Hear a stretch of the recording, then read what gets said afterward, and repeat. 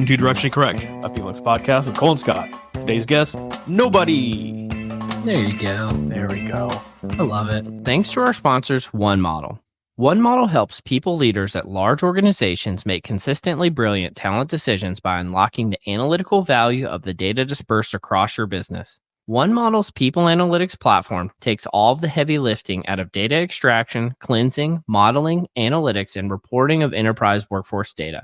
One Model pioneered people data orchestration and has perfected the ethical use of AI and data science for leaders who need transparent and explainable decision support systems. HR and business teams trust its accurate reports, analyses, and storytelling capabilities. Data scientists, engineers, and people analytics professionals love the combination of governance and flexibility that no other workforce insights platform can provide. To learn more, book a demo at onemodel.co/directionallycorrect. All opinions are our own and do not reflect those of any other organization. Yeah, it was definitely hard, like talking to David Solat last week. Yeah. Just trying to be funny and interesting, this sort of stuff. Well, I mean, I feel like you always had to try to be funny or interesting. But I mean, I'll kick us off with like a little somberness. I don't want to bring you down too much, but my mother passed away on September 26th. We were very close, and obviously it's a very tough life change. She was very kind, very sweet. I didn't realize as a kid how good I had it. You know, like she would put like notes in my lunch and was always there. And it wasn't until I was older that I realized that, you know, some parents, they're like kind of mean to their kids or like almost adversarial, like just, or vindictive, this sort of stuff. But like, I don't need to go down that road. But yeah, it was a very tough time. And thank you, Cole, for covering a couple weeks ago. And you were gracious enough to show up to middle of nowhere, Texas, to go to the actual services. And it was great seeing your face in the actual services. I'd do it again in a heartbeat. Yeah. Well, how are you doing? You doing okay? I'm doing okay. It was a really weird experience, you know. Leading up to the service, like nothing felt real. It still doesn't really feel real, but I had the presence to get up and say some words, and I think they resonated. But like after the service ended, I spoke to you outside and went inside, and you know they had catering for us, and like this like sense of peace came over me. It was so great. But I mean, it obviously very distraught that my mother passed away, but the outpouring of support from friends like you has been just the love, all the love you feel. Like I don't really feel that I have a whole lot of friends, on a day-to-day basis. I don't talk to a lot of people. But the number of people that reached out just to send their love was just overwhelming, absolutely overwhelming. Shout out to Liz Conjar, who was great to me during this time. Max Bloomberg, thank you. He reached out to say, condolences, and I super appreciate that. And obviously you've been great as well. I'm really glad that you're getting the support. I'm glad that, it sounds like you've had a little time to process and things are kind of making sense. I don't even know if that's the right way of putting it, but I never met your mom, but what you said was very touching. And now and at the funeral, so I don't know. I'm just thank you. It's a really tough time to know what to say. Thank you. Like when my father passed away when I was 13, so like not having that connection to the more distant, all my grandparents are passed away as well. So not having that connection to the past is really wild. Like even during this times, like, what was your grandmother's maiden name? I was like, no idea. I mean, honestly, that was my biggest worry when you told me, is like, because I knew about your dad and everything. I was like, sometimes people become sort of rudderless when this type of thing happens, at least for a moment or two. And I was like, I hope you're going to be okay, Oh, super appreciate that. But I will say that good things are coming out of it. Like it's really showed me like, hey, like how many people I do have out there, and to get in contact with people that you haven't talked to in a while. And like I'll just give advice to everybody, like, hey, call your mom if you still got them. call your dad, call your best friend. They probably want to hear from you, even if Sure. you don't think that they do. They probably do. And also just be more open. Like I don't know if I would have shared this otherwise, right? Like just want to be put myself out there a little bit more.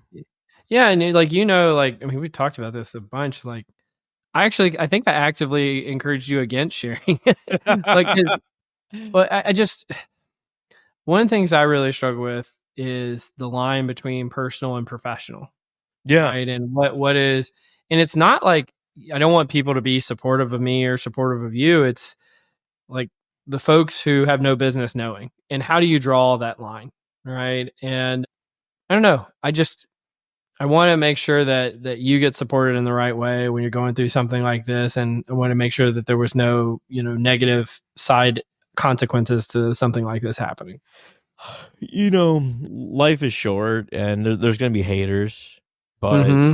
who cares? And like we've talked about it many times. Just starting this podcast, the spotlight fallacy is so real. I mean, Yeah, I really think that yes, there are people out there will say dumb shit and like kind of like try to dig you, but 99.9, they're great. People are great. They want to be kind. They are kind, and I remember that song I sent you one time, and I can't remember the name of it, but it was basically like, "We're all gonna die anyway, so you might as well say what you want." this is the way I feel in meetings when like someone's getting worked up. It's like, the Andromeda galaxy is going to crash into the Milky Way galaxy in about 2 billion years and probably fling our solar system out into the ether. And the sun's going to envelop the earth in about 4 billion years.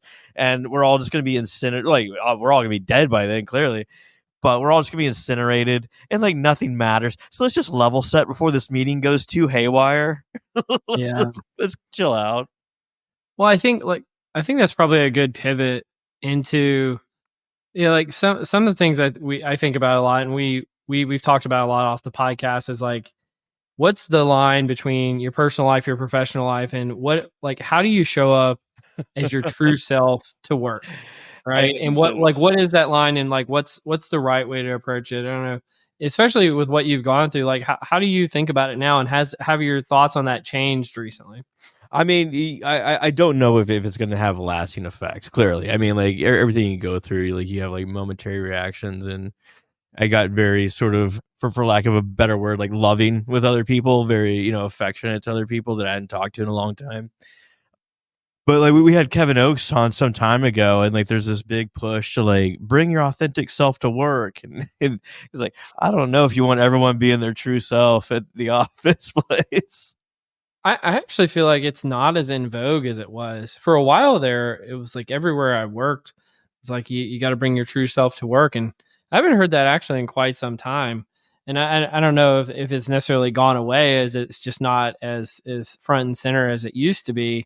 And I think what organizations really struggle with is people actually started to do it. They started to bring their true self to work, and they're like, oh, we have some irreconcilable differences sometimes. How are we gonna manage this? And yeah, it's just kind of crazy. Well, I think that the bringing your true self, like talk about be open about what you think about a project. Be open about be candid in what you're talking about. But I think that when it gets pushed into like say political sort of theater, Yeah. I think that now we're beyond sort of work related openness, and we're not like deriving value anymore, really. Yeah.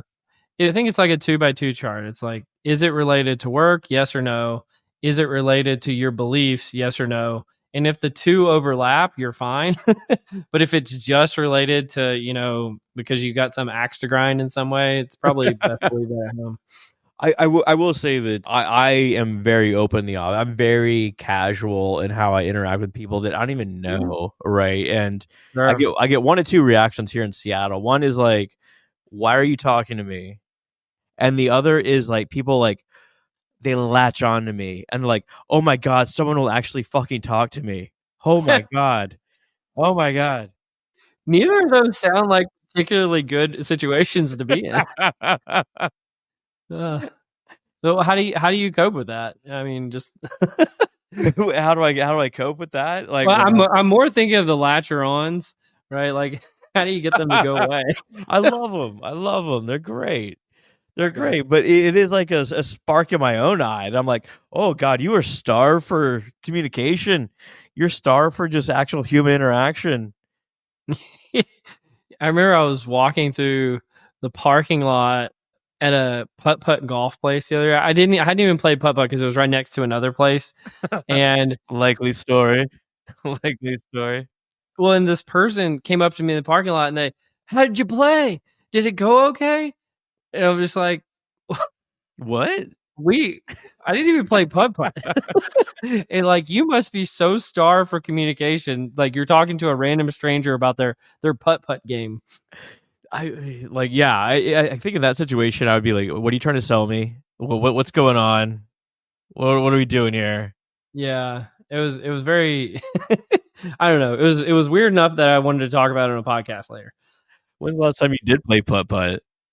Last time I played putt putt, I don't know. It's been quite some time. Have you played lately? It's definitely not lately. Okay.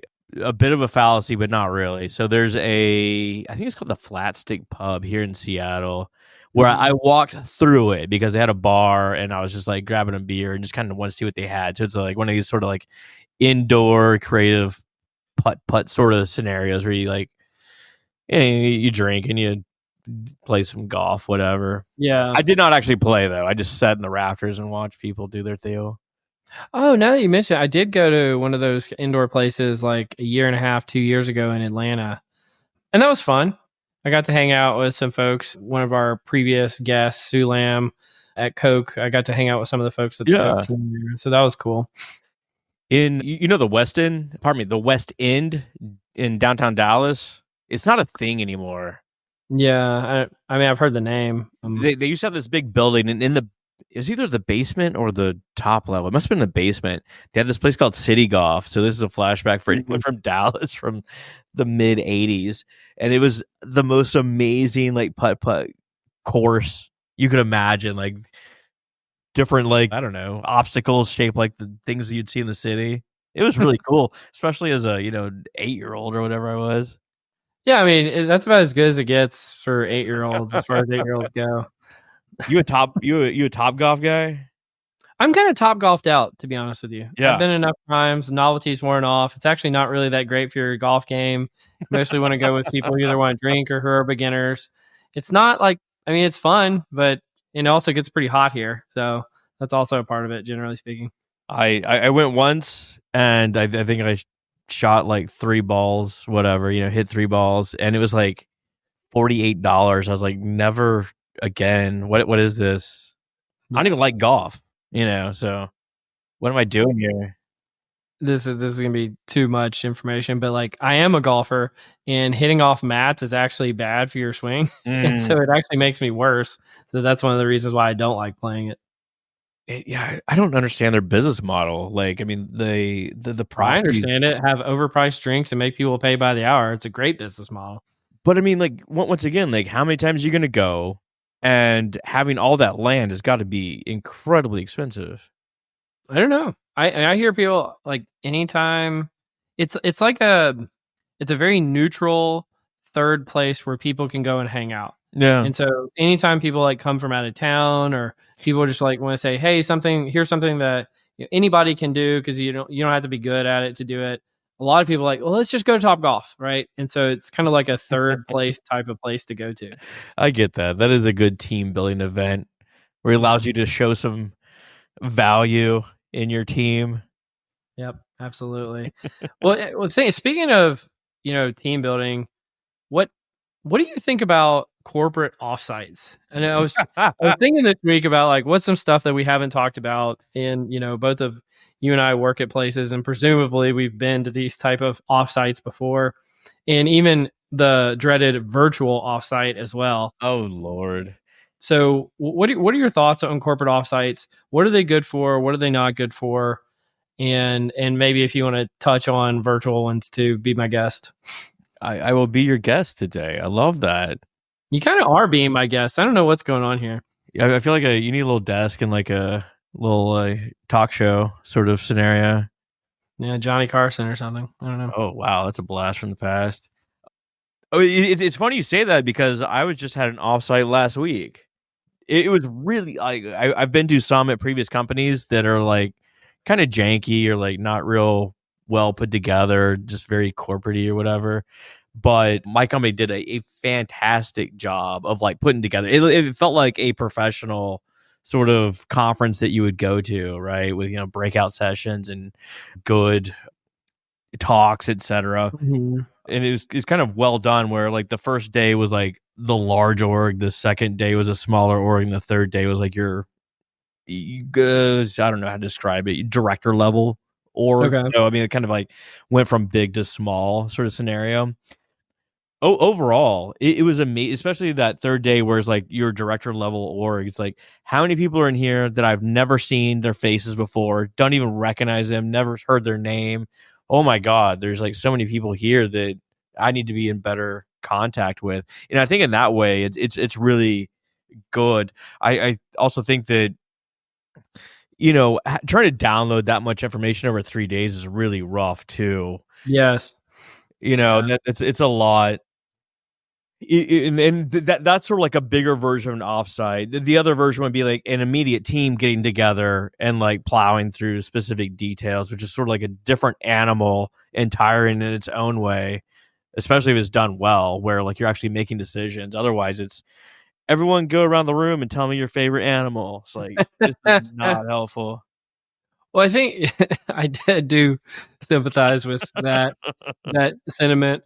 I will say that that is probably the most important thing, especially in now's day and age. Like, if you like, let's rewind before the pandemic, and if Yeah. you had a corporate meeting and then you take everybody that's already going to the same office together and just going somewhere else, I think that there's marginal value to be gained there. But most of the time nowadays, people are coming from all over the place and they may have never met before or get FaceTime Yeah. very infrequently. So, the number one, and by far the number one in my mind, and sometimes you've got to do some shenanigans to really get adults to be cool around each other. Oh So, my god. saying Yes, you like, do. hey, two truths and a lie, and that kind of stuff is one of the ways that you can get people to kind of let their guard down a little bit. But it's just getting together in person and getting to know human beings. Making that connection. The worst thing in the world is you have a guest like come in and like they'll like speak. It's like, hey, Emily Campion. And they're like, hey, Emily Campion. Now let's go around the room, 25 people. Everyone give your name, your title, your Yeah. role and what you do. And it's like 45 minutes later, it's like, oh my God. Well, see you later, Emily Campion. Now that you've introduced everybody. Well, and she was never going to remember all those people No. anyway. It's good to have a little bit of context about who you're speaking to, but too much context is too much context. I mean, like on the same side, you like when you want to talk about the virtual. Mm-hmm. I've had people have to sit there for 8 hours for 3 straight days on video to a conference room full of people that can like clearly communicate, clearly see what's going on, clearly the core of the conversation, and it Yeah, seems miserable. that's just 2024's version of torture, as far as I'm concerned. Like, it should be outlawed by the Geneva Convention. It's like it's awful. It really is. It really is. But there is some magic to getting together as a team every so often, right? Oh yeah. Just to get people together. Well, I think you hit on a few of the high points. So the getting together and just meeting people and making real connections is number one by far. I think transference of information, having the speakers, having leadership share a vision, Yeah. having subject matter experts talk about a subject that maybe not everybody's familiar with, that's definitely helpful. Working on very specific tasks is, I would say, it cuts both ways, because I've been a part of some of these offsites where you have the right people in the room, you can really solve a problem and it's actually going to get solved, or Yeah. at least alignment is going to be had. I've also been in the ones where they just invite any, Joe Schmo to show up, and you're asking people who have no business trying to solve the problem to solve the problem. That has mixed results as far as my experiences. You get too many cooks in the kitchen sort of scenario where it's like not everyone's opinion is equal here. Or just the likelihood of derailment on tangents just goes up dramatically, and I like a tangent as much as the next person if this podcast is not indicative of that. But it's just not helpful at a certain point, and especially when you have a specific adjective in place. I'll say a personal preference of mine, and I think they do work, I just don't like them, is breakout sessions. I cannot stand breakout sessions. I've never liked them. I've never been a part of one that I wanted to be a part of. I never liked leading them, even when I'm in charge of it. I don't like breakout sessions. I think that's fair. It depends. It depends. Like once again, if you're talking about large organization offsites, breakout sessions where like you go learn about, I don't know. I'm talking about that. You got a room of 50 people. There's 10 tables, and they say, "Hey, 5 of you go to each of these tables, and this table needs to solve this problem. And this table needs to solve this problem." And it's just, and it's like self-organized. I just do not like them. I don't know. Yes, or just like here we'll split off into groups every so often. Like a psyop session will come up like this. Like, hey, we're gonna split off into groups and we're gonna solve the core issues of IO together individually. And you're like, your whole pitch for this session is like, let's do a bunch of fucking work. That's your with people we don't know and don't ever care to talk to again. Funny enough, I think I'm on one of those submissions this year. But second of all, it's like, wouldn't it be weird if they actually did solve the problem? Like, yeah, like this problem that's existed since the beginning of time. These 5 people went off and actually solved it. How crazy would that be? Ironically, I mean, that's probably where the best case to solve the problem, get some like diverse opinions and like actually solve the issue. Speaking of PSYOP, man, you got to get your shit together as far as like reviewing these submissions. Like, I can't log into the website. My password doesn't work. It's if I log into the PSYOP website, it works fine. It wants me to set up a new password. I try that. It says no. I tried to create a new username. It's like, no, you're already logged in the system. I was like, I don't know what the hell to do. It was considerably more difficult this year. I agree. Are you okay? You're dealing with this issue too. Well, so once you kind of get past, so I did the submission, I felt like I was jumping through hoops. Yeah. Once you've done the submission and you've done the deed, now to do the reviews, which I've already done as well, that was easy because I'd already gone through all the hoops, if that made sense. Well, damn, maybe I just need to like figure out what I put in for my password when I submitted. Maybe you just need to hit the forgot password button, Scott. Well, I did. It wants me to set up a new account. Have you tried turning it off and turning it back on again? I think I need to. Anyway, I digress. Here's some funny news. Did you see that Zoom, speaking of virtual employees, they're requiring 5 days in office? Zoom employees? I actually had not seen that, but that is kind of funny. I had to talk to Kelsey Colley about that. Of all places, you think that they would be the most forward thinking on the return to office scenario? Tell me what you think about this. Like every so often, not every so often, it's like basically every day, I see some kind of article either from like a CEO or about a CEO, and I could probably write them in my sleep. It's a CEO about why we need to be in the office 5 days a week. Yeah. And then another one from another CEO saying why our company is going to be more innovative and more competitive in the future because we are going to stay remote. And then they both have their cheering section and they go, rah, rah, rah. And then the other team goes, rah, rah, rah, when the article comes out. And I'm so tired of these. Like they're just, you could write them in your sleep. Kevin Oakes had invoke him twice on pod. He had a good saying. It was like, I think it's called like the Great Links or something like that, where it's like everyone has their links. Like you got a link to support you got a link for other people, and like people will find whatever support that they want out there, right? Yeah. I don't know. I guess I just, when you see something enough times, I was like, it's kind of to go back to the offsite thing for a second. One of the things that I think is really great about an offsite, but also sometimes can be boring, is if you've heard the presentation before, right? So if you go to the offsite and somebody gives a presentation, you've never heard it before, got a lot of really great information about it in it, it can be awesome. But sometimes you go to the offsite and you say, this is the 10th time I've heard this presentation. I didn't need to sit through this presentation in 11th time. That's how I feel about all these articles. I've seen the article, I've read the article, I've been there, I've seen it 10 times, I've seen it 100 times, if not that. We've talked about it on the podcast. I don't need it anymore. I'm good. I was like getting back on that innovation tip. Matt Clancy, the economist, he presented an article about when it's most advantageous to come back to the office, or like when it's beneficial to get together. And essentially, what the researchers found was that in-person situations, you're more likely to debate ideas and really go through the performative process of iterating.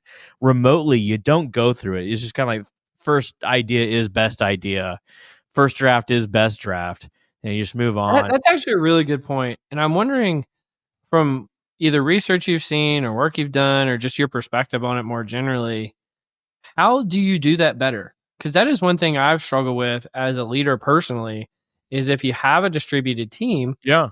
how do you get past that? Like, and you can't fly everybody in all the time to try to get past it. How do you get past the first draft itis?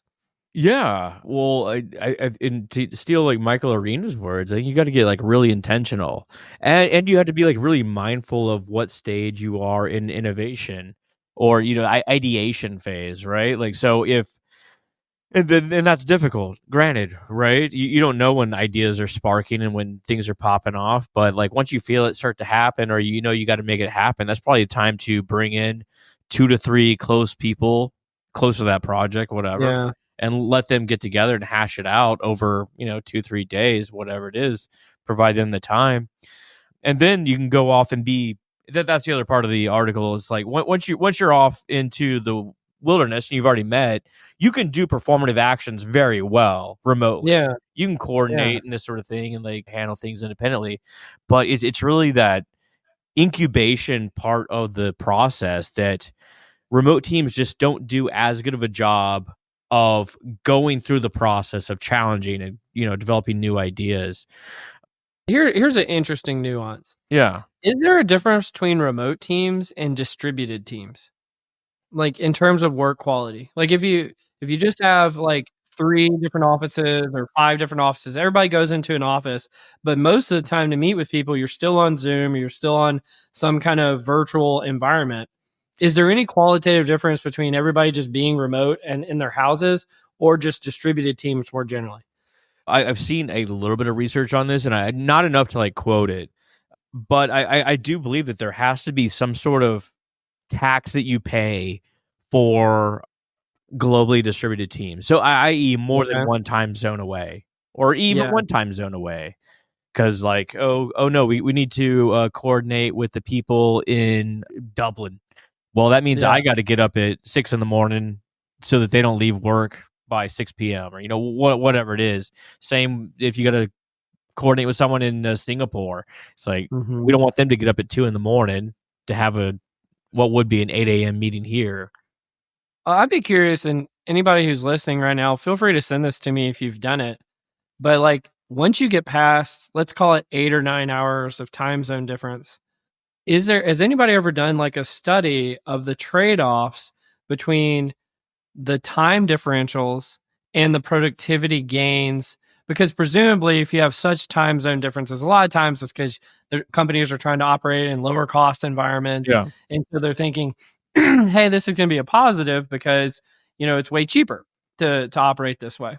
But is there a flip side? Has anybody ever done an analysis of like the productivity losses or the, well-being suffering as a consequence of it? There has to be, and I'm sure someone out there has done the research, because like if you got to coordinate with a team in say Germany, Israel, India, Japan, whatever it is, Yeah, everything becomes asynchronous at some point correct. until you have to sync up. And I mean, this probably all funnels back to the original thought, like coming together for the initial phases. That's where the real magic happens. Once you get distributed, that's when you can be performative remotely. But even so, I hear cases of like people saying like, okay, well, I sent them this information, this deck at 5 p.m. my time, and they're going to send it back to me by 8 a.m. my time again. So they're working on it overnight. And but there's no real communication taking place there. Yeah, it's like a really weird kind of relay system. Yeah. Almost. And I don't know. I'd really like to see a highly scientific view on it. And again, I'm sure somebody's done it. Maybe I'll do I some don't know. research. I'll do some research in the next couple of weeks. Yeah, that would be a great topic.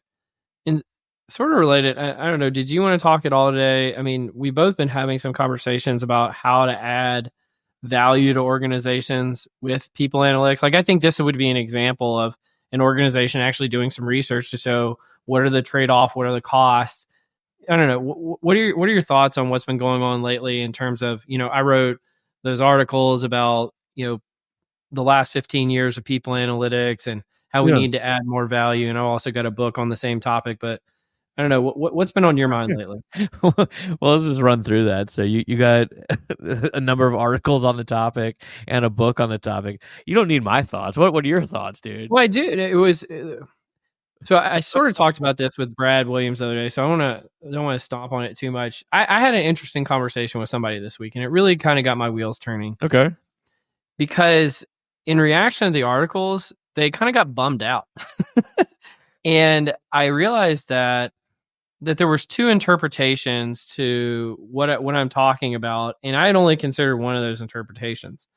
And so one interpretation is, hey, monetary policy is potentially, making it more challenging for our field to grow. So as a consequence, we need to make sure that we add more value to organizations as an antidote to that, so that we control our destiny. And so essentially the prescription is, let's be better, let's try harder, let's quantify our work.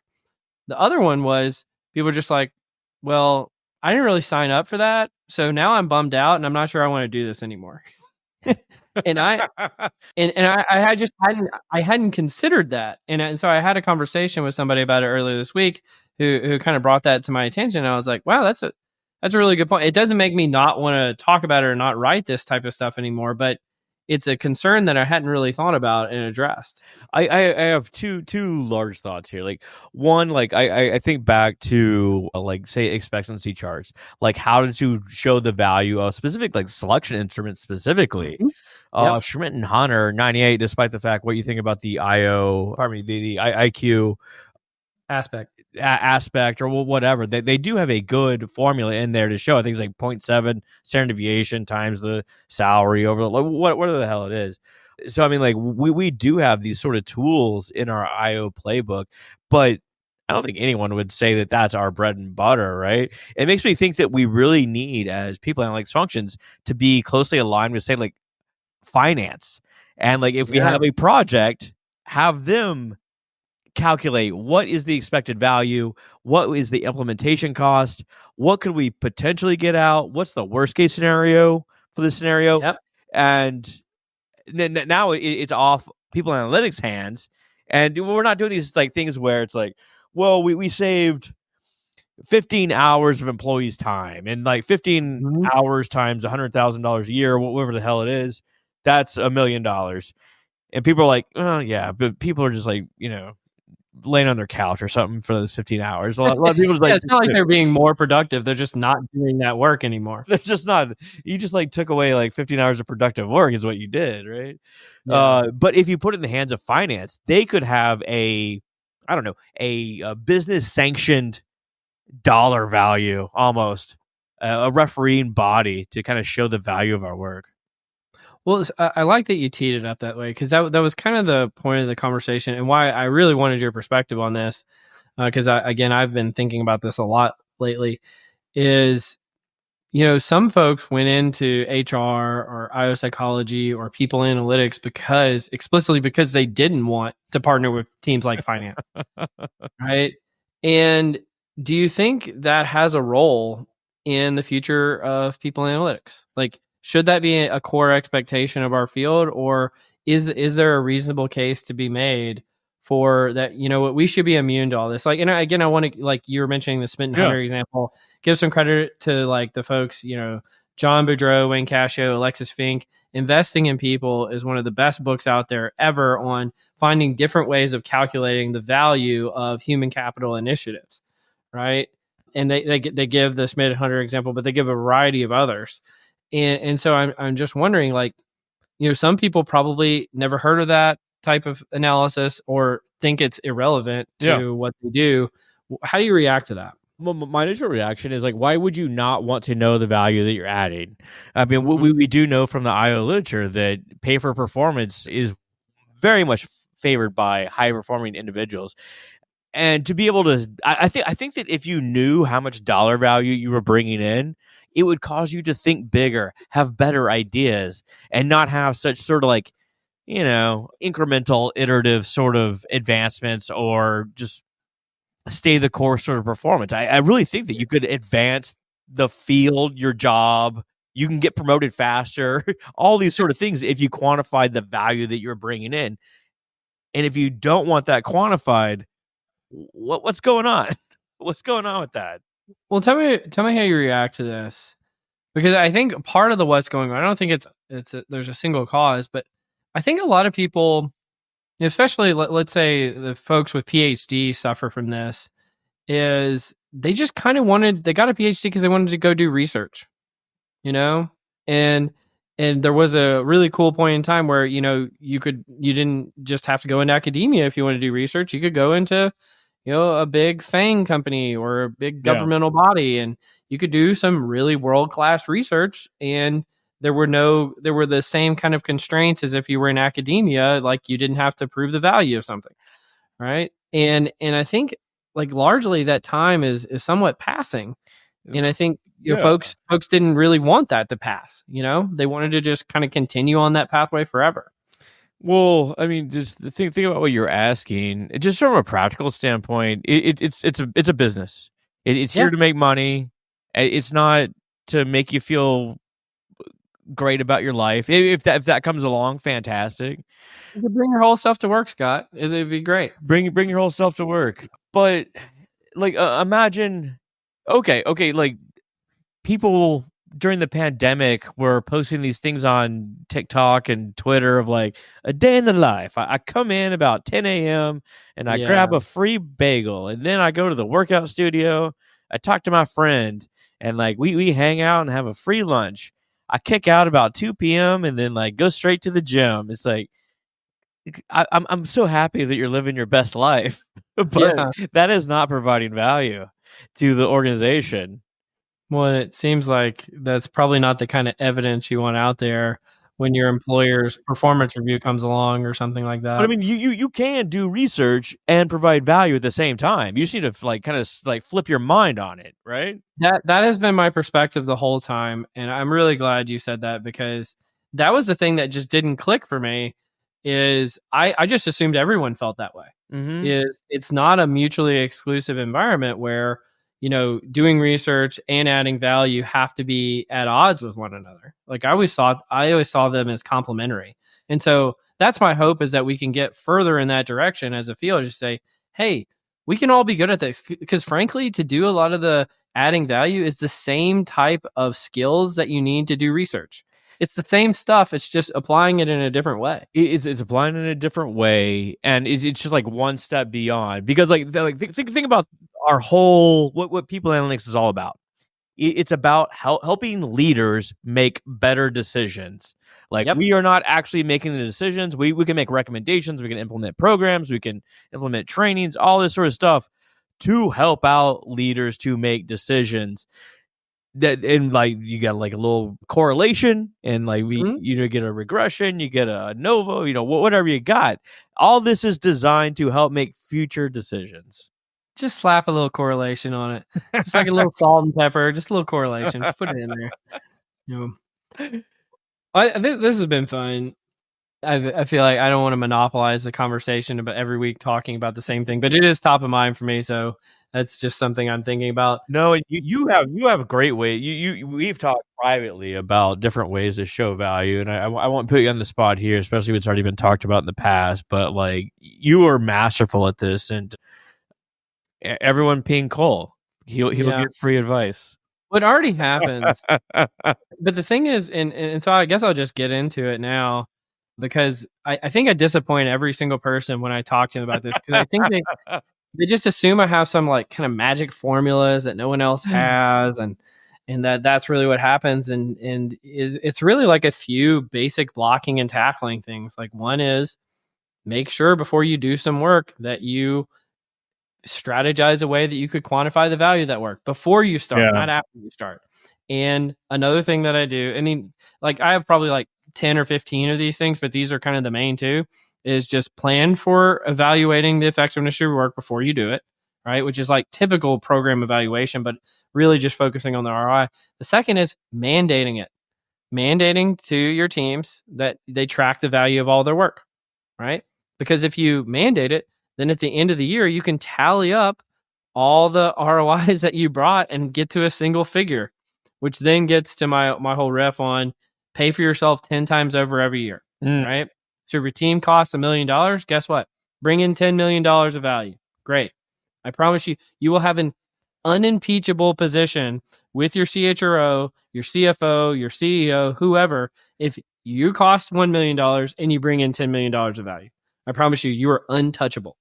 I'll build on what you just said there and say that it's like Hubbard's How to Measure Anything is it's all about confidence intervals and this sort of stuff. Mm-hmm. And yeah, I mean, like if you're saying like money saved by hours spent on a project, whatever, maybe it's here or there, whether it's super accurate or not. At least it's a figure. It's like we saved $1 million. Maybe it's a little more, maybe it's a little less, what have you. Yeah. But here's the overall value. It's way better than going in and being like, "What'd you provide?" Be like, I don't know.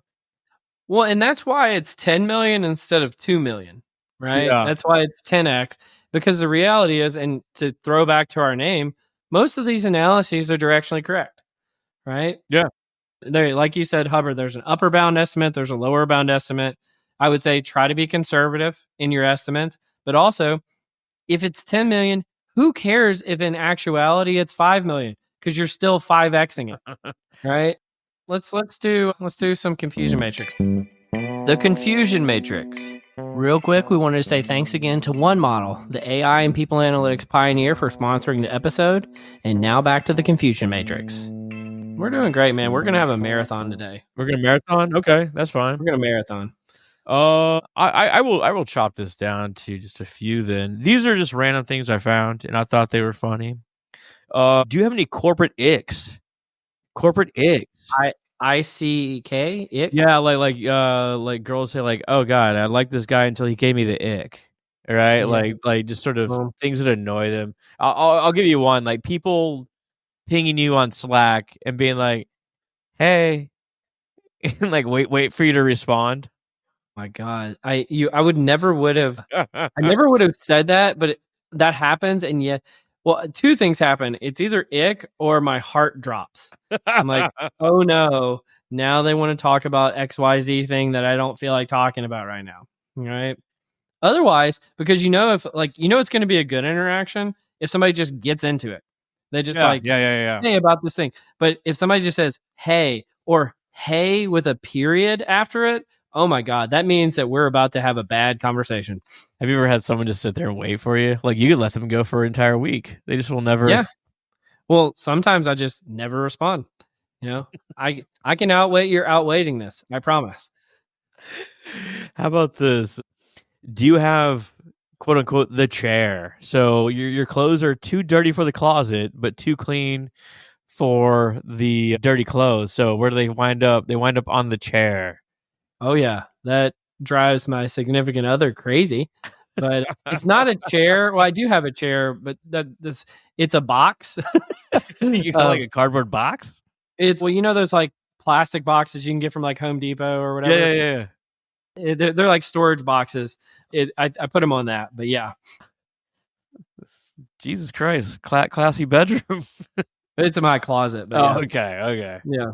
I am guilty of this. At some point in the evening, I will just essentially just undress in various stages and just start throwing clothes on the couch. That's my. This is my fantasy. And then I wake up in the morning and go find where I left all my clothes.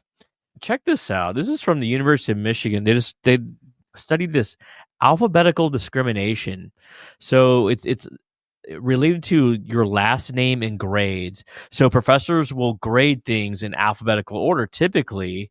And we learned from previous podcasts that if you go first, you're more likely to get a worse overall rating. So you have systematically people at the beginning of the alphabet have worse grades, alphabetical discrimination.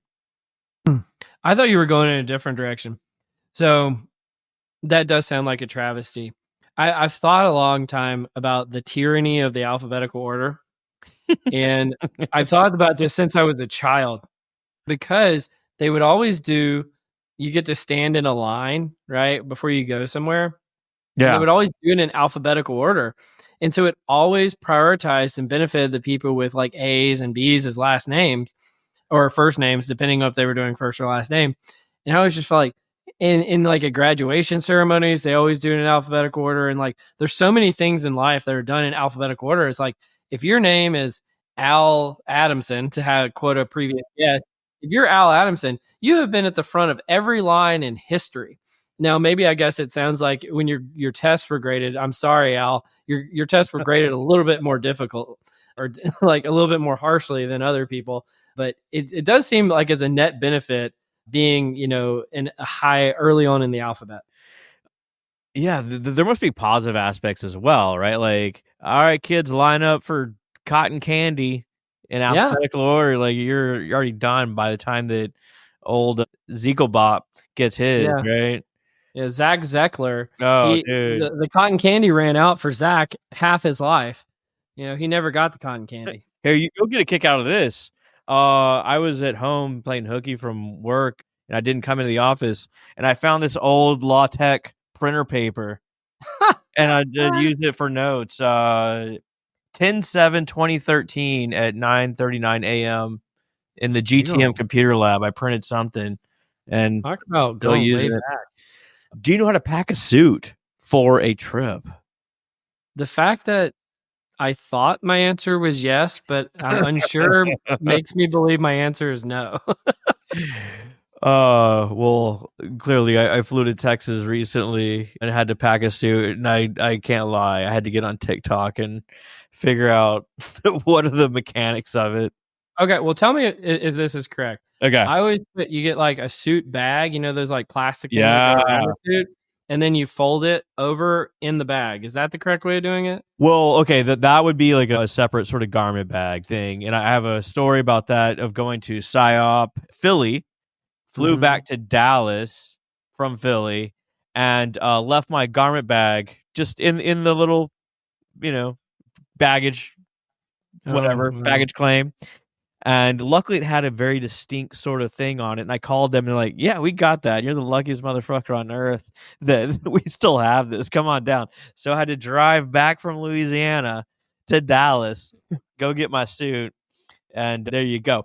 But if you're going to pack it in a suitcase, the overall strategy is to essentially you put your hands inside the jackets and like kind of almost flip it inside out. You got to make them touch in there, and like it's like a trifold technique, and somehow you trifold your pants on top of it, and it seemed to work. Interesting. Okay, I've clearly never seen this, so no, I'm doing it wrong. It was some, fancy suit guy from London, or at least he had a British accent, so it must be official, clearly. Here's my hack. This doesn't really work with suits, but it does work with like dress attire, is if it gets wrinkled in your bag, just turn on the shower in your hotel room real hot and get the steam, and then the steam kind of irons out all the wrinkles. Like that's my life hack. The steam will cleanse it for sure. Yeah. Cleanse all your sins. The problem is if it goes too long, now your shirt's just wet. And then you're like, now I'm wearing a wet shirt all day, which that stinks, but yeah. Here, I found one more. Let's see if I can actually figure this out real quick. Yeah, check this out. I found this morning. Monkeys actually predict U.S. elections. This is from just a few weeks ago. But essentially, you could argue that that's true on multiple levels, but continue. Apparently, when presented with photos of the candidates, they stare at the loser longer. And they think that I think it said that they have a preference for masculine features. So essentially they're picking up on feminine features. But it's been correct for several cycles in a row. But There you go, man. Yeah, it probably suffers from small sample sizes though. So I it's don't just, know. We just have an abstract to work with here. yeah, maybe. I don't know. Well, that's probably a good pivot. Let's do. You want to do a little bit of a marathon nerdery? Yeah, absolutely. The nerdery. Absolutely. What do we call this? Is it trading blows? Trading Trading blows. blows. Yeah. I've got an interesting one to start out with. I think you'll like this. You may have seen it, but if you haven't, I'll be happy. And credit to Richard Rosenau for sending this over. But it's another good Ethan Mullick find. Conformity in large language models. And so what they did is they did the ASH conformity experiments, but instead of on human beings, they did them on LLMs. And guess what? All of the LLMs still suffered from the need for conformity. So if other people or experts were telling them that, hey, I believe the thing that you don't believe or whatever, how I can't remember exactly how the ASH conformity Yeah. experiment goes, but essentially, I always get them confused between if it's the one where they do the electric shocks or the one with the line length or what have you, or the one with Confederates and all of that. But the point is that the LLMs still suffer from the bias for wanting to have conformity with others. And first of all, that's hilarious. But second of all, it's disturbing because you would hope that they're trying to go for ground truth, not just what everybody agrees with. That's really interesting. I'm trying to like process what might be going on in the background. Where is it conformity or is it consensus? Is it? I mean, those two they're not exactly completely overlapped in the Venn diagram, but they're pretty close. No, that's Well, just to read what they said, applying Ash's conformity experiments to LLMs, they tend to conform with the majority opinion, especially when they are uncertain, i.e., that they are having trouble making the right prediction. But I think again, human beings suffer from the same thing. So having a devil's advocate mitigates this effect just as it does with people, i.e., if you have all consensus in a room, not a devil's advocate, then you're more likely to conform to the majority opinion. So really fascinating. There's something called DeGroot learning. Matthew Jackson talks about this in his book. It's absolutely fascinating. But essentially, how people weigh their opinions. Like, say you go and see Star Wars, and like I think it's like a 7, but someone like you really respect says like that's more like a 2. You will lower your opinion of that movie a little bit. But if more people start saying no, it's like a 10, you will raise your opinion accordingly. So we're all subject to these sort of social inputs, etc. And I wonder if a similar thing is going on with the LLMs here, where like they have like, well, like 10 sources says A and one says B. I'm gonna go with A. Yeah. I mean, I guess there's probably statistical reasons why they would do that. So it does make sense, but yeah, I can't speak to it technically though. I just thought it was an interesting concept. What you got for me? I got check this out. We're coming up on Thanksgiving season. You'll see a theme here. So our politically diverse Thanksgiving dinner is shorter than politically uniform ones. So obviously we know the trope that like you got all your family together and granddad, uncle, college age sis starts talking their rhetoric about whatever politics they got going on. Previous research has shown that if you have diverse dinners, they will be 35 to 70 minutes shorter than politically homogenous dinners. They used the current study used a mega analysis, which I think they just took like two studies and put them together. I don't know, this is kind of a childish name, mega analysis, and found that overall, if you have a diverse political discourse at dinner, it's 24 minutes shorter than homogenous. So people actually do stop the dinner. They're like, we're done. We're done. We've had enough. Well, my funny reaction to that is, did they control for food quality? Because I did skim it. I didn't read it all, but I did skim it, and it had to do with people saying Trump impeachment and Trump for president, something like that. It was 2020, and they did have like my house or someone else's house, and food was in there if I remember correctly. Because like my trade off is like if the food's good, I'm probably willing to tolerate a little bit more disagreement than if the food is bad. If the food's bad and there's disagreement, I'm like, let's get the hell out of here. Do y'all have Thanksgiving traditions? Do y'all do anything fun? We traded around. Like Yeah. I think we're hosting it this year, which I'm excited about, but also have trepidation for. Yeah, totally. But yeah, it should be great. I think we got family coming in from all over. Man, you ever like think about like non-traditional Thanksgiving foods? Like go lobsters. So we've done. I mean, we're not going buck wild with it or anything, but the best Thanksgiving food I ever had was with some of my wife's relatives. They made a Peruvian turkey instead of like a traditional Thanksgiving turkey. Oh, what's That might that? have been the best thing I've ever tasted. Right. Like, and it, again, I don't know how they found the recipe or what have you, but it was so tasty and juicy. And oh my gosh, it was so good. Is this like I'm totally guessing here, but it's like a Hawaiian luau where like bury it in the backyard and like cook it for hours or something? I don't know how they did it, to be honest. I mean, Yeah. it may have been fried, and so add in frying something always makes it taste better anyway. It was very, very good. Because I'm actually, and maybe this is blasphemous to say, but I'm actually not a big turkey fan, and so it made the turkey. It was the best turkey I've ever had by a good stretch. I would encourage everyone to go to Terry Black's in Dallas and get the barbecue turkey. Texas barbecue turkey is unreal. It's not even. I've been to Terry Black's. I'd never wasted a visit on turkey because I'm not a turkey fan. I understand, but Terry Black's is very good. What you got, man? Well, I wanted to build on the point you made a second ago about the mega analysis. Yeah. Have you ever heard of something called SMOTE? Do you know what SMOTE is? SMOT? SMOTE. It's not ringing a bell. Okay.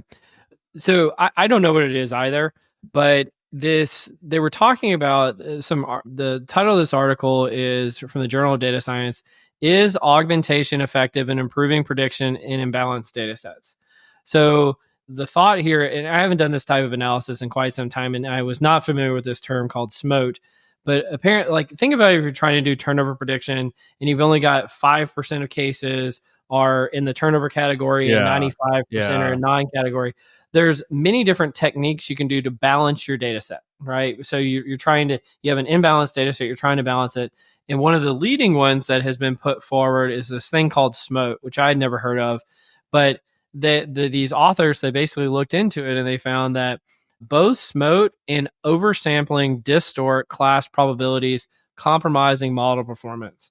And so I'll put a link in the show notes to the article because it is pretty technical, but they gave some suggestions about how to do better prediction in imbalanced data sets. And so I thought for some of the more technical members of our audience, they might find it helpful in terms of, these are the types of things we're trying to predict in the workplace. Yeah, I mean, this is a big problem, specifically in turnover prediction, where it's a rare event, specifically voluntary turnover, right? Where you may have, I don't know, 5%, something like that turnover. So now you're talking about like a very select group. And if you start just duplicating cases or oversampling, I mean, you could start getting like some like weird findings there that would lead to inaccuracies in how you want to handle it, especially if you want to do the worst thing ever, individual level turnover prediction. And like go talk to individual people, be like, hey, you look a whole lot like the people that already left. What the hell's up with you? You look like you're thinking about quitting. Have you considered not quitting yet? Have you considered quitting? We're thinking about you. One of my favorite things, and this never ceases to amaze me because this always happens, is you get kind of the junior level data scientist who comes in and they're gonna predict turnover. By God, they're gonna predict it. And again, you have an imbalanced data set, and they go, "Look, my model is 95% accurate."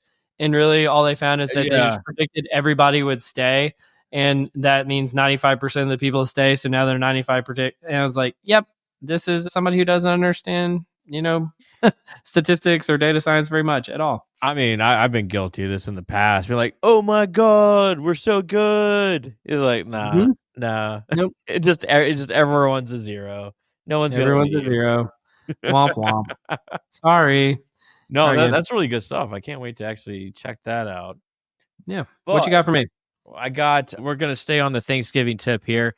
Thanks, gratitude, and well being over Thanksgiving holidays among college students. So they examined the interaction between the Thanksgiving holiday and gratitude and well being with a 3-week diary study of 172 undergraduates and used multi level modeling. What they overall found was that people had higher levels of gratitude on Thanksgiving. So that sounds great. But when you put in the within person level of gratitude, they did find negative relationships between Thanksgiving and life satisfaction. The overall finding is that gratitude is crucial for determining if a person will have positive or negative affect around Thanksgiving. Sort of interesting. Interesting. So let me make sure I understand this. Yeah. So the within person, that means that even though they're having gratitude, they still feel depressed. Am I interpreting that correctly? They will have elevated perceptions of gratitude, but when you control for them over the entire length of the study, they may be Mhm. higher or lower. So the overall sample has higher gratitude on that day. Yeah. But when you control for the within person, the gratitude will really affect whether your life satisfaction is higher or lower. So Oh, okay. so once again, go call the people that you think that you may want to call. Like go. All the people that you love, But it's it's about gratitude, man. It is. I get that sense on Thanksgiving. Sorry, international listeners. yeah. Uh, sure, Of surely you can be grateful for other things on other days, but As a side note, I still don't understand why international folks listen to our podcast. And there's a considerable number of people, and like all of our references make no sense to you. I don't know.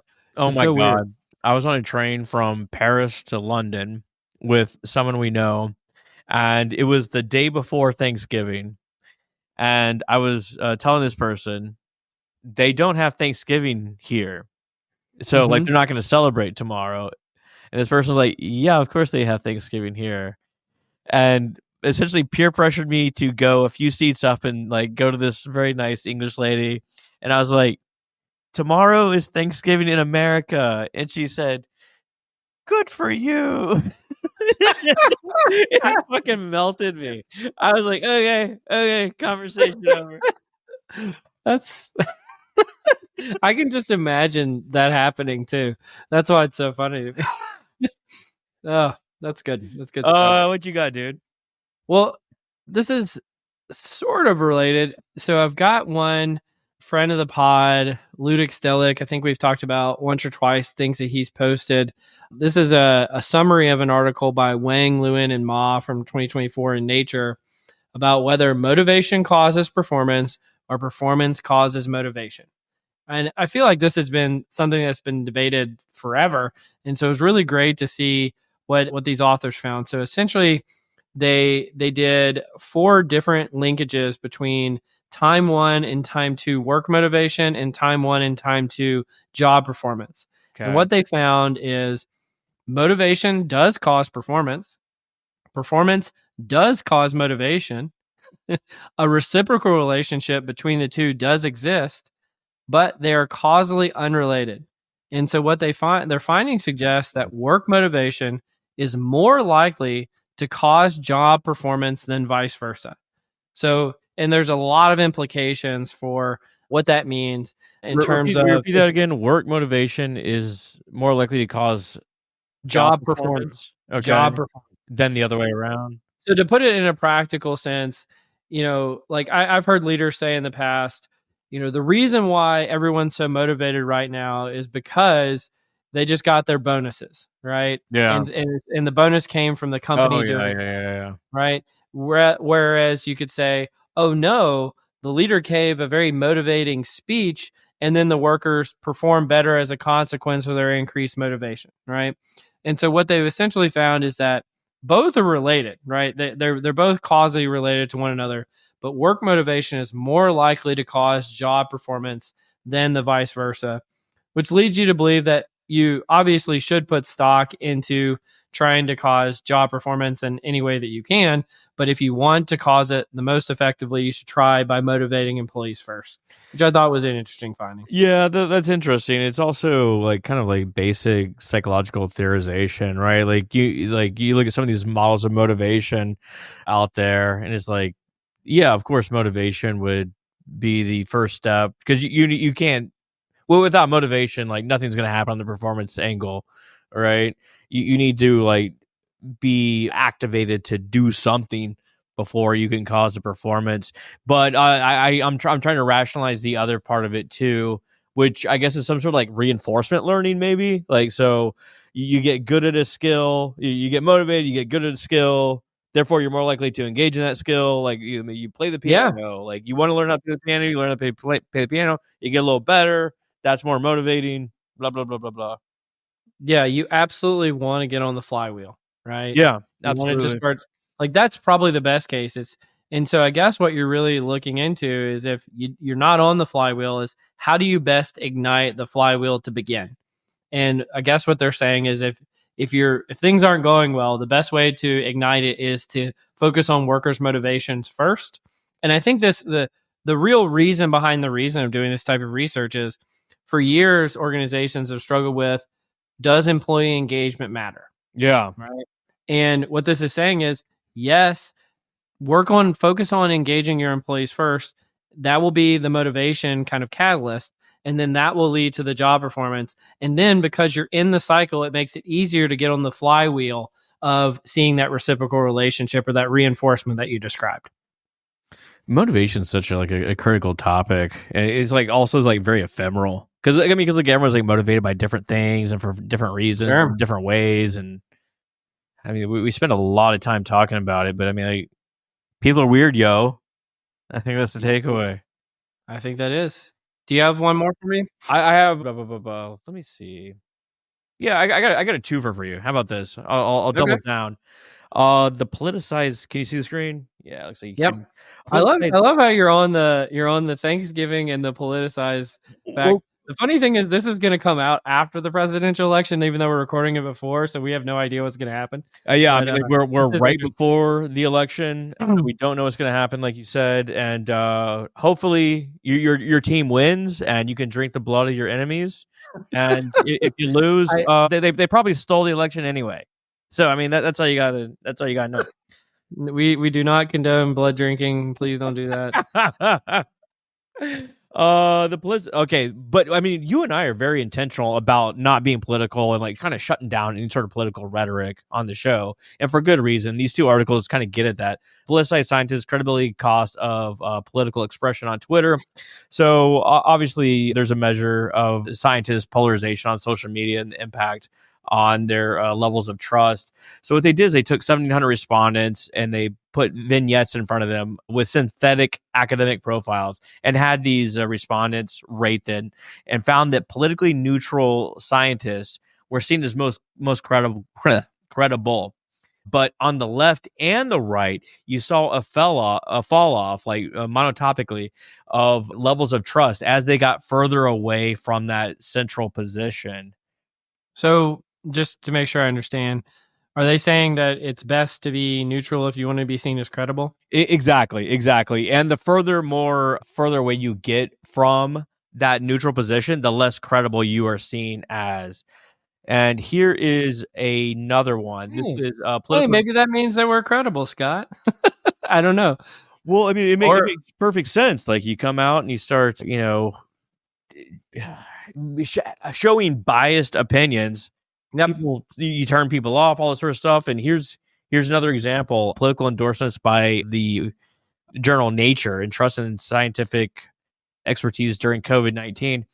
So essentially, they showed that a large reductions in trust associated with Trump supporters when Nature came out and essentially endorsed Biden during the 2020 election.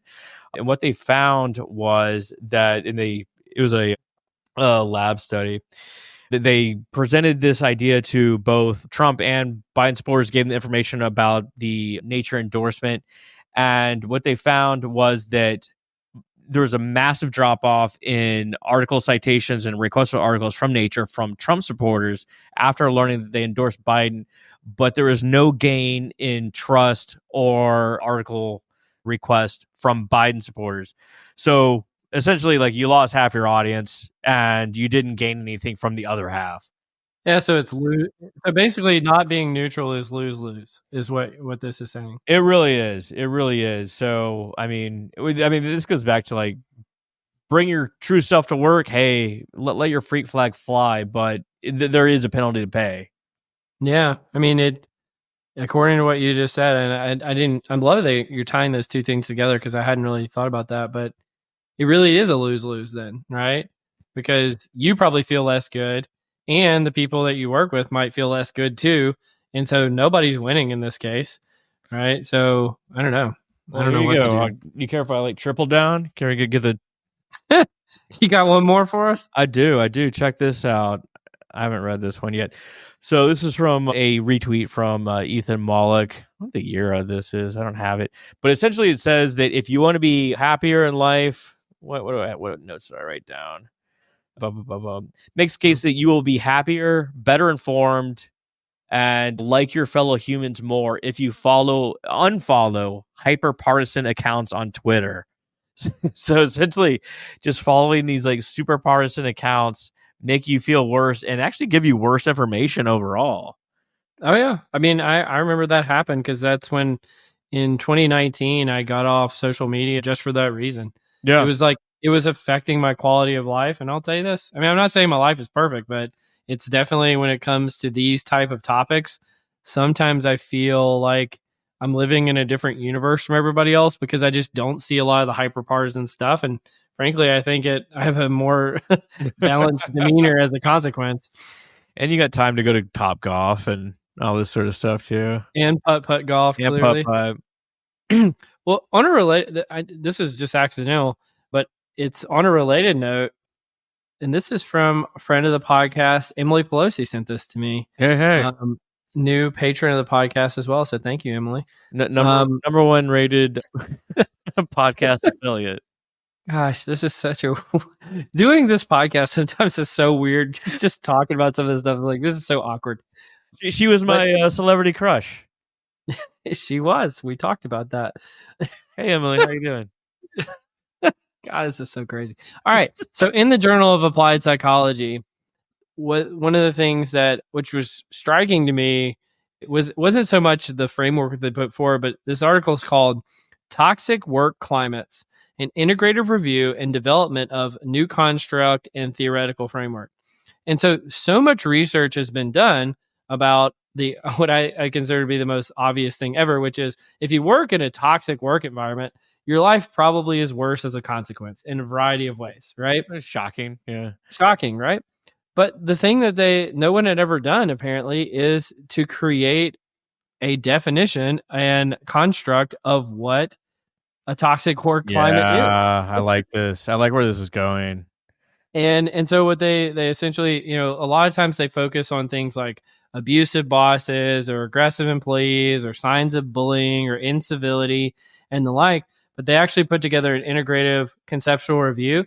And, Emily's like, I've been sending this to everybody. I was like, well, I'm glad. Please send it to me because I think this is so relevant at this moment. It's like, we need a theory of what it means to be a toxic work environment so that we can perhaps diagnose and then untangle these type of things that are going on in organizations. Yeah, I mean, you start with the first step in psychometrics is define the construct. So this is what that is, and it reminds me of, like, you go back to, like, I'm one of these heathens that are online, and there's lots of people that talk about their toxic relationships and this sort of thing. It's like, well, what did he do? It's like, I asked for a large fry, and he brought back a medium fry. It's toxic situation. Like, I don't know if that's what. I don't know if that's what's really going on. I just think that you just got mad, But and you see the male perspective too. Clearly, the kind of analogous sort of situation. But we hear about these toxic environments, and I'd be interested if it's actual behaviors or if it's the impact. So, like, you think about a toxin, it exists. like just in nature, but it has negative impacts on you over here. Like, is it all the effects that you have as opposed to the actual behaviors that are engaged in? I don't know. I mean, there's obviously a spillover, right? Yeah, well, you would, it wouldn't be toxic if it didn't have a negative impact. Yeah. I mean, it's going to affect a variety of things. And I mean, again, there's been countless research studies done about its relationship to job performance, its relationship to people's feeling engaged or retention, or, name organizational variable. They've probably done some affiliated research to that. But I think I actually wasn't expecting this going into today's episode, but it's kind of emerged that I think the theme of today is, how can you create an environment where everyone can thrive, right? And I think a lot of it is, be your true self, but that probably comes to your opinions, but leave your, you call it letting your freak flag fly. Maybe leave that at home. In terms of like some of the politics stuff, like maybe be a little bit more neutral. Maybe if you're making Thanksgiving food, maybe don't make your turkey so dry. I don't know. Like that is the opposite of a toxic work situation. Nice juicy turkey. yeah, and so I think I don't know. I think the underlying premise is maybe see things from the other person's perspective, and maybe we'd all be better off for it. I don't know. I think so. Like, show gratitude, show openness, show kindness. Man, we're going off into a weird directionally correct episode now, boy. It has been weird. I mean, we started off on a not typical foot, and I don't know. I think it's kind of good to lean into it, considering what's been going on in your life, what's going on in the nation, what time of year it is. Yeah, and it's just a weird, crazy time. I think so. I think that's well said. You wanna wrap it up here, dude? Yeah, let's wrap it up here. It's been fun, and I don't know. I'm just glad to be friends with you, dude. And Love you, bud. I'm glad to hear you're doing better. All right, thanks everybody. Directionally Correct is dedicated to you, our listeners, to help educate and entertain you on how to effectively do people analytics. By supporting this podcast, you are helping us continue to provide valuable insights and knowledge to our listeners. Please consider becoming a patron of the podcast. You can find the link to sign up in the show notes or at patron.podbean.com/directionallycorrect. Thanks for your support.